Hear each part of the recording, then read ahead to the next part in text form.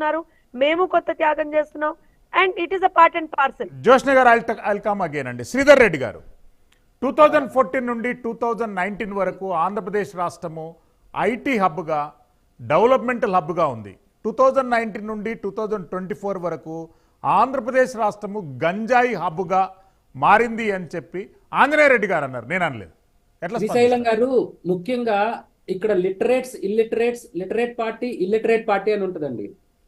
So mortgage చేశారు అని చెప్పి మాట్లాడే శాంతి ప్రసాద్ గారు, ఆయనకి తెలుగు తెలియకపోతే నేను చెప్పగలను. 232 జీవో నెంబర్ 22/9/2016 ఆ జీవో ప్రకారం సిఆర్డిఏలో తాకట్టు పెట్టింది, సిఆర్డిఏ ఆస్తులు తాకట్టు పెట్టింది సెక్రటరియట్ బిల్డింగ్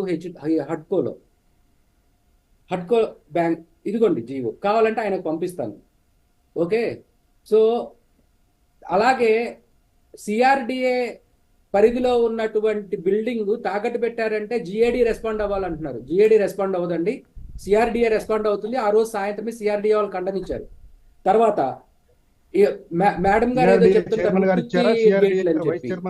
అదే కుప్పం ప్రజలు డిసైడ్ చేయబోతున్నారు. మేడం, మీరు 35 సంవత్సరాల నుంచి ఏం చేశారో మేమేం చేశామో కుప్పం ప్రజలే డిసైడ్ చేయబోతున్నారు. తర్వాత ఆంజనేయ రెడ్డి గారు మాట్లాడతా గంజాయిల ఎక్స్పోర్ట్స్ అన్నారు.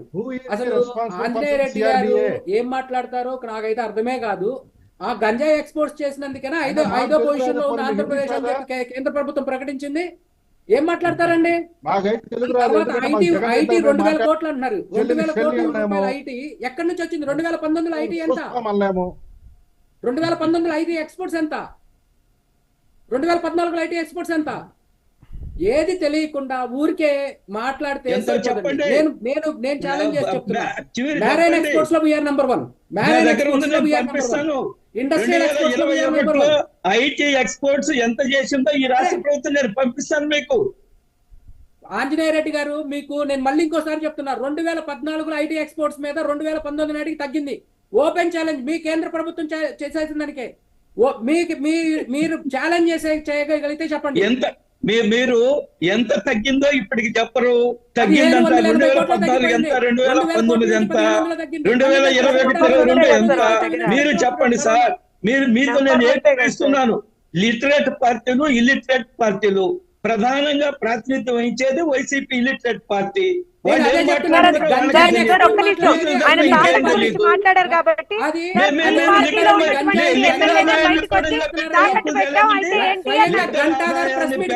పెట్టి 20,000 కోట్ల రూపాయలు అప్పులు తెచ్చారా లేదా? మరి సెక్రటరీ కూడా ఆస్తులు ఉంది. కేంద్ర ప్రభుత్వం అప్పులు లేకుండా నడిపిస్తున్నారా?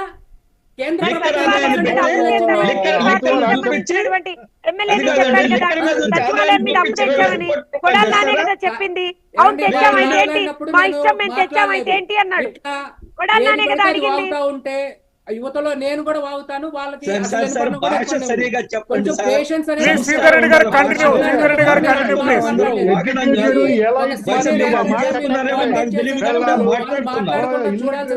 సభ్యత ఉండాలా, చదువుకున్న వాళ్ళకి సభ్యత ఉండాలా, వాగడము ఇవన్నీ కాదండి. మాట్లాడుతున్నాం, అందరూ చర్చిస్తాను. మీరు ఆ పని చేస్తున్నారేమో నాకైతే తెలియదు. మీరు బురదేస్తా ఉంటే మేము కూడా ఒక్క ప్రశ్న అండి ముఖ్యమంత్రి గారు, ఒక్క ప్రశ్న సార్, ప్లీజ్ ప్లీజ్ ప్లీజ్. మీరు చదువుకున్న వ్యక్తులు, సంస్కారవంతులు, ఒక్క ప్రశ్న ఒకే ఒక ప్రశ్న మీరు సమాధానం చెప్పండి. ప్రతిపక్షంలో ఉన్నప్పుడు ముఖ్యమంత్రి గారు ఎన్నికల్లో తిరుగుతున్నప్పుడు మేము సంపూర్ణ మద్య నిషేధం ప్రకటించకుండా 2024లో ఎన్నికలకు రానున్నారు, దశల వారే మద్య నిషేధం అన్నారు. మనం ఇప్పుడు ఏ దశలో ఉన్నాము?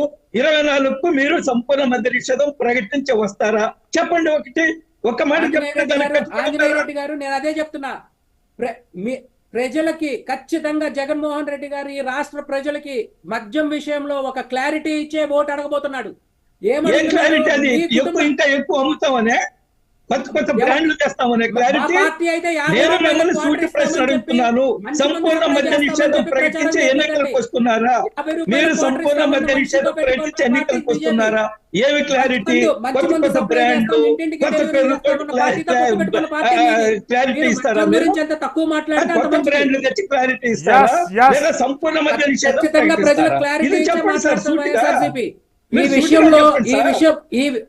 ఈ విషయంలో ఆంజనేయ రెడ్డి గారు మీకు కానీ మీ పార్ట్నర్స్ కానీ ఎలాంటి దిగులు అవసరం లేదు. జగన్మోహన్ రెడ్డి గారు ఖచ్చితంగా ప్రతి విషయం మీద ఆయన ఏం చేశాడు అనే చెప్పే ఓటు అడగబోతున్నాడు. మీరు నవ్వినా నవ్వకపోయినా నాకు అర్థం కాదు. ఇదే వాస్తవం. మీరు ఏమి ప్రత్యేక హోదా చేయబోతున్నారో ఇస్తామని చెప్పారు. చెప్పండి సార్. శాంతి ప్రసాద్ గారు మీరు వాట్ Please, ఈస్ శాంతి ప్రసాద్ గారు. రిగార్డింగ్ శ్రీశైలం గారు డెవలప్మెంట్ ఏం జరిగిందనేది నేను చెప్పాను. కన్క్లూడ్ చేయండి, త్వరగా కన్క్లూడ్ చేయండి. ఓన్లీ శ్రీధర్ రెడ్డి గారు on screen please. Jaganmohan Reddy promise to the people of Sridhar Reddy గారు ఆన్ స్క్రీన్ ప్లీజ్. కన్క్లూడ్ చేయండి శ్రీధర్ రెడ్డి గారు ప్లీజ్.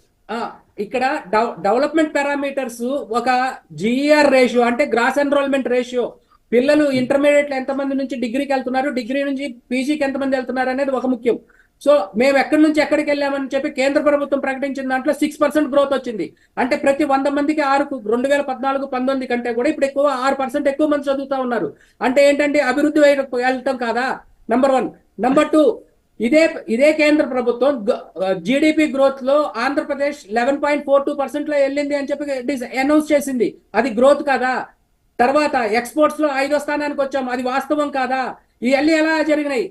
ఇవన్నీ ఎలా జరిగినాయి అంటే మనం చేసిన డెవలప్మెంట్ వర్క్స్ వెనక నుంచి ఈ డెవలప్మెంట్ వర్క్స్ తీసుకొచ్చి కేవలం ఐటీ గురించి మాట్లాడుతున్నారు. కేరళ నుంచి ఐటీ ఎక్స్పోర్ట్స్ ఎంత అవుతున్నాయండి?